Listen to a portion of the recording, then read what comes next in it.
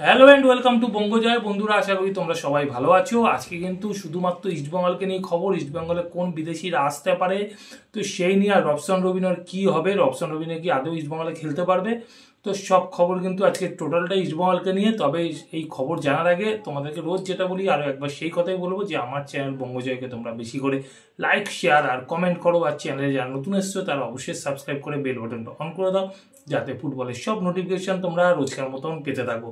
আর তোমাদেরকে বলি, তোমরা ভিডিও দেখছো, একটু লাইক, শেয়ার আর কমেন্ট একটু কম করছো, তোমরা এইগুলো একটু বেশি করে করলে আমিও উৎসাহ পাবো তোমাদের জন্য ভালো ফুটবলের খবর বানাতে। আর তোমরা অবশ্যই যারা নতুন আসছো তারা কিন্তু সাবস্ক্রাইবটা করো, যাতে আমি আরও ভালো ভালো ফুটবলের খবর তোমাদের জন্য রোজ নিয়ে আসতে পারি। আর কয়েকদিন বাদেই কিন্তু শুরু হয়ে যাচ্ছে উইন্টার ট্রান্সফার উইন্ডো, আর সেই জন্য কিন্তু ইস্টবেঙ্গল ম্যানেজমেন্ট কিন্তু নতুন বিদেশি ফুটবলার নেওয়ার জন্যে তোড়জোড় শুরু করেছে। কিছু পজিশনে ফুটবলার চেঞ্জ করতে পারে ইস্টবেঙ্গল ক্লাব, সেটা কিন্তু শোনা যাচ্ছে। আর এই মুহূর্তে খবর, একজন সেন্টার ব্যাকের ফুটবলার এবং একজন অ্যাটাকিং মিডফিল্ডারকে দলে নেওয়া হতে পারে। আর এই মুহূর্তে কিন্তু খবর যে ইস্টবেঙ্গল কিন্তু অনেক বিদেশির সাথে কিন্তু কথাবার্তা শুরু করেছে বলা যায়, এবং সেগুলো কোচের পরামর্শ মতো। এবং তার মধ্যে আছে ইরানের এক ডিফেন্ডার, এছাড়া কিন্তু দুই উজবেক ফুটবলার, একজন ডিফেন্ডার এবং একজন সেন্ট্রাল মিডফিল্ডার। তো এই দুই ফুটবলারের সাথে অবশ্যই রবসান রবিনোর সাথেও ইস্টবেঙ্গল ম্যানেজমেন্ট কথাবার্তা চালাচ্ছে, কিন্তু রবসান রবিনোকে নিয়ে কিন্তু একটা জায়গাতে আটকে আছে। সেই জায়গাটা হলো বসুন্ধরা কিংস কিন্তু এই মুহূর্তে গলার কাটা হয়ে আছে রবসান রবিনোর। তো এখন এই চার ফুটবলার কাদের কাদের সাথে ইস্টবেঙ্গল ম্যানেজমেন্ট কথা বলছে সেটা নিয়ে কিন্তু আমি একটু তোমাদের সাথে আলোচনা করে নেব। ইস্টবেঙ্গল ম্যানেজমেন্ট কিন্তু একজন ইরানিয়ান ফুটবলারের ব্যাপারে এনকোয়ারি করা শুরু করেছে, আর সেই এনকোয়ারি করাটা পুরোপুরি কোচ অস্কার ব্রুজোর কথাতেই। অস্কার ব্রুজোর কোচিংয়ে কিন্তু এই ফুটবলারটি আগে বসুন্ধরা কিংসে খেলে গেছে। ফুটবলারটির নাম হচ্ছে মোহাম্মদ রেজা খানজাদে দারাবি। 33 বছর বয়সী এই ফুটবলার কিন্তু 6 ফুট 2 ইঞ্চি উচ্চতা এবং তার ফুটবলের পজিশন সেন্টার ব্যাক। এই ফুটবলারটি কিন্তু ইরানের জাতীয় দলেরও খেলেছে, মূলত অনূর্ধ্ব-17, অনূর্ধ্ব-20, অনূর্ধ্ব-23 এবং ইরানের জাতীয় সিনিয়র দলেরও 13টি ম্যাচ খেলেছে 2012 থেকে 2018-র মধ্যে। 2014 বিশ্বকাপে কিন্তু ইরানের স্কোয়াডেও ছিলেন এই ফুটবলারটি, তবে বিশ্বকাপে মাঠে নামা তার সম্ভব হয়নি, রিজার্ভ বেঞ্চে তিনি ছিলেন। এছাড়া কিন্তু তিনি ইরানের রাহান ক্লাব থেকে তার ইরানের প্রফেশনাল ফুটবল শুরু, তারপরে ইরানের নামি ক্লাব পার্সেপুলিশে কিন্তু 2012 থেকে 15 সালে খেলেছেন। এরপর ইরানের প্রো লিগে একাধিক ক্লাবে খেলার পর 2019 সালে থেকে 21 সাল পর্যন্ত তিনি ছিলেন ট্রাক্টর এফসি কিন্তু এবারের এসিএলে মোহনবাগান সুপার জায়েন্টের গ্রুপে ছিল। আর যে ম্যাচটা নিয়ে এখনও বিতর্ক, মোহনবাগান সুপার জায়েন্ট ইরানে খেলতে যায়নি ট্রাক্টর এফসির সাথে, সেই ট্রাক্টর এফসিতে কিন্তু তিনি 3টে মরশুম কাটিয়ে তারপরে কিন্তু গোলগোহর সিরজানে চলে যান এবং সেখানে 10টি ম্যাচ খেলার পর তারপরে তিনি চলে আসেন বসুন্ধরা কিংসে, এবং 2022-23 মরশুমে বসুন্ধরা কিংসের হয়ে 10টি ম্যাচ খেলেন এবং তিনি কিন্তু সেখানেই জয়লাভ করেন বাংলাদেশ প্রিমিয়ার লিগের শিরোপা। এছাড়া কিন্তু বাংলাদেশের ফেডারেশন কাপও জেতেন।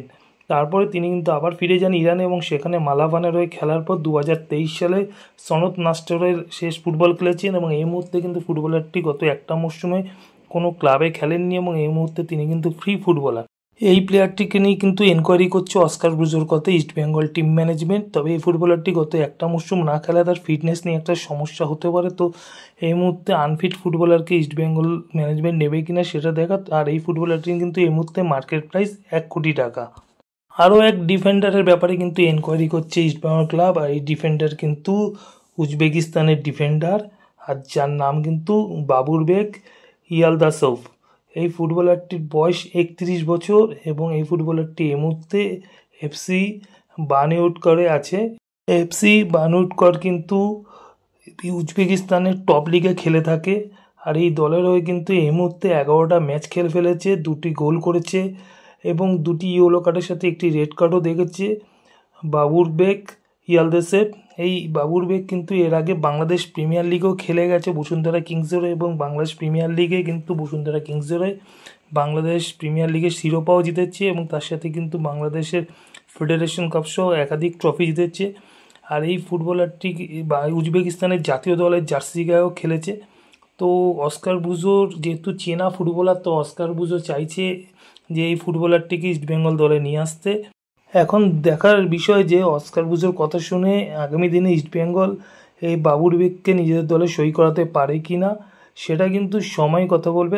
তবে একটা সময় উজবেকিস্তানের জার্সি গায়ে দিয়ে খেলা এই বাবুর বেগ কিন্তু একজন দারুণ ডিফেন্ডার। পরবর্তী যে ফুটবলারের উপর ইস্টবেঙ্গল কিন্তু এনকোয়ারি করছে তিনিও ইস্টবেঙ্গল কোচ অস্কার ব্রুজোরের এক পুরনো ছাত্র। অস্কার ব্রুজোর কথাতেই কিন্তু এই ফুটবলারের উপরে এনকোয়ারি শুরু করেছে ইস্টবেঙ্গল টিম ম্যানেজমেন্ট। এবং উজবেকিস্তানের এই ফুটবলার মূলত ডিফেন্সিভ মিডফিল্ডার, 29 বছর বয়সী এই ফুটবলারের নাম হচ্ছে আস্তর গফুরভ। আস্তর গফুরভ কিন্তু এই মুহূর্তে খেলছে উজবেকিস্তান প্রিমিয়ার লিগের দল এফসি কুইজেলকামে। এফসি কুইজেলকামের হয়ে কিন্তু তিনি এই মুহূর্তে খেলে নিয়েছেন 13টি ম্যাচ, এবং 13টি ম্যাচ খেলে কিন্তু তিনি কোনো গোল না করলেও মূলত ডিফেন্সিভ মিডফিল্ডার একজন এবং খুব ভালো মানের একজন ফুটবলার। এর আগে তিনি কিন্তু খেলে গেছেন বসুন্ধরা কিংসের হয়ে। বসুন্ধরা কিংসের হয়ে কিন্তু তিনি বাংলাদেশ প্রিমিয়ার লিগের শিরোপা জেতা ছাড়াও তিনি কিন্তু জিতেছেন ফেডারেশন কাপ এবং সুপার কাপও। তো যাই হোক, এই ফুটবলারটি কিন্তু দলের জন্য একজন ভালো ফুটবলার হতে পারে, কারণ ইস্টবেঙ্গল দলে এই মুহূর্তে একজন ভালো সেন্ট্রাল মিডফিল্ডার চাইছে এবং অস্কার ব্রুজো চেনা ফুটবলার এবং উজবেকিস্তানের জাতীয় দলের জার্সি গায়েও ফুটবল খেলেছে। তো অস্কার ব্রুজো যেহেতু চেনে এবং এই মুহূর্তে খেলার মধ্যে আছে, তাই এই ফুটবলারটিকে ইস্টবেঙ্গল দলে নিতে চাইছে। কিন্তু নিতে চাইলে বললেই হয় না, কারণ একটা আর্থিক সমস্যা আছে। এতগুলো ফুটবলারকে পরিবর্তন করতে গেলে একটা বড় পরিমাণের টাকা লাগে এবং সেটা কিন্তু নিয়ে ইস্টবেঙ্গলের মধ্যে এই মুহূর্তে প্রবলেম। তাছাড়া যেই ফুটবলারদেরকে ছাড়বে সেই ফুটবলারদেরকেও কিন্তু তাদের সাথে যে চুক্তি আছে সেই চুক্তির টাকাও কিন্তু পুরোটাই শোধ করতে হবে ইস্টবেঙ্গলকে। তো সেটা নিয়ে কিন্তু একটা চিন্তার ভাবনা। তবে এই আস্তর গফুরভকে কিন্তু ইস্টবেঙ্গল নিজেদের দলে নিতে চাইছে। তো এখন দেখার এই ফুটবলারটিকে আগামী দিনে নিজের দলে সই করাতে পারে কিনা কোচ অস্কার ব্রুজো, কিন্তু এই ফুটবলারটিকে নিজেদের দলে চাইছে। আর সবশেষে যে ফুটবলারটিকে নিয়ে কথা হবে তিনি হচ্ছেন Brazilian footballer Robson Robinho. Bashundhara কিংসের সুপারস্টার ফুটবলার বলা যায় এবং অস্কার ব্রুজোরের একজন প্রিয় ছাত্র। তো এই ফুটবলারটিকে নিয়ে তো অনেক কথাবার্তা চলছে, আর কলকাতা মাঠে কিন্তু এই ফুটবলারটি আসবে এরকম একটা আলোচনাও চলছে যে ইস্টবেঙ্গল তাকে নেবে। তো এই মুহূর্তে তোমাদেরকে বলি যে ইস্টবেঙ্গলের সাথে কিন্তু সব কিছু চূড়ান্ত হয়ে গেছে, তার সাথে নেগোসিয়েশন চলেছে। সেই নেগোসিয়েশন চলার পর কিন্তু টাকা পয়সার ব্যাপারও চূড়ান্ত হয়ে গেছে এবং কথাবার্তাও পাকা হয়ে গেছে ইস্টবেঙ্গলের সাথে। শুধু অফিসিয়ালি সই হওয়াটা বাকি। ঠিক এই জায়গায় কিন্তু একটা পরিস্থিতি তৈরি হয়েছে, যেই পরিস্থিতিটা পড়ে যায় একেবারে একটা অপ্রীতিকর পরিস্থিতি এবং রবসান রবিনোর বিরুদ্ধে ফিফায় যাওয়ার হুমকি দিয়েছে কিন্তু বসুন্ধরা কিংস ম্যানেজমেন্ট। আর এই মুহূর্তে যা খবর তা হচ্ছে রবিনো বাংলাদেশ ছেড়ে চলে গেছে জুন মাসে, এরপর আর ক্লাবে আসেনি। এখন কেউ যদি না আসে তাহলে তার বেতন কিভাবে আমরা তোর বাড়িতে গিয়ে টাকা পৌঁছে দিতে পারি না। এছাড়া বড় কথা হলো সে আমাদের চুক্তি করা একজন ফুটবলার, নভেম্বর পর্যন্ত চুক্তি আছে, সে এসে তো টুর্নামেন্ট খেলবে, তাও বলার পর আসেনি। ঠিক আছে, তার সঙ্গে চুক্তির মেয়াদ বাড়েনি, তাই বলে আগের চুক্তি অনুযায়ী তো যে সময় আছে সেই পর্যন্ত তো খেলে যাবে, তাও করেনি। আর এই কথাটাই বলেছে বাংলাদেশের দল বসুন্ধরা কিংসের সভাপতি ইমরুল হাসান। ইমরুল হাসান আরও বলেছেন যে এই চুক্তি থাকার পরও দলের সাথে অনুশীলনে যোগ না দিয়ে তিনি নিজের দেশের বাড়িতে বসেছিলেন এবং সেই জন্য দল অনেক ক্ষতির সম্মুখীন হয়েছে এবং সেই কারণে রবসান রবিনোর বিরুদ্ধে ফিফায় যাবে বসুন্ধরা কিংস। আর বসুন্ধরা কিংস যদি ফিফাতে যায় সেক্ষেত্রে কিন্তু প্রবলেমে পড়তে পারে রবসান রবিনো। আর ইস্টবেঙ্গল যদি রবসান রবিনোর সাথে অফিসিয়ালি চুক্তি করে ফেলে তাহলে ইস্টবেঙ্গলও প্রবলেমে পড়তে পারে, কেননা আনোয়ার আলীকে নিয়ে একটা প্রবলেমের মধ্যে আছে ইস্টবেঙ্গল। তারপর রবসান রবিনো যদি ফিফায় বসুন্ধরা কিংস যায় সেক্ষেত্রে কিন্তু আরও একটা প্রবলেম দেখা দিতে পারে ইস্টবেঙ্গলের জন্য। সেক্ষেত্রে অনির্দিষ্টকালের জন্য হয়তো রবসান রবিনোর মাঠে নামাটা আটকে যেতে পারে ফিফা থেকে। তো ইস্টবেঙ্গল হয়তো চাইবে না যে এরকম একটা কোনো কেসের সম্মুখীন হতে যেখানে একটা ফুটবলারকে পাওয়া অনিশ্চিত হতে পারে। সেক্ষেত্রে কিন্তু এই মুহূর্তে রবসান রবিনোর সাথে সব কিছু ফাইনাল হয়ে গেলেও ইস্টবেঙ্গলে কিন্তু অফিসিয়ালি সই করাটা আটকে আছে রবসান রবিনো, সেটা কিন্তু একমাত্র কারণ বসুন্ধরা কিংস। এই জটিল পরিস্থিতি থেকে যদি রবসান রবিনো বেরিয়ে আসতে পারে তাহলেই তার পক্ষে ইস্টবেঙ্গলে খেলা সম্ভব, নইলে কিন্তু সম্ভব না। ইস্টবেঙ্গল ম্যানেজমেন্টও কিন্তু তাকিয়ে আছে বসুন্ধরা কিংস কী স্টেপ নেয় সেটা দেখার ওপর। তো এখনকার মতন খবর এই পর্যন্ত। নতুন খবর নিয়ে হাজির হবো তোমাদের কাছে পরের ভিডিওতে। যাওয়ার আগে শুধু একটাই কথা বলবো, আগের ভিডিও যারা মিস করে গেছো তার জন্য ডিসক্রিপশন বক্সে লিঙ্ক দেওয়া থাকবে, তোমরা লিঙ্ক ক্লিক করে কিন্তু আগের ভিডিও দেখে নিতে পারো। এখনকার মতন গুড বাই।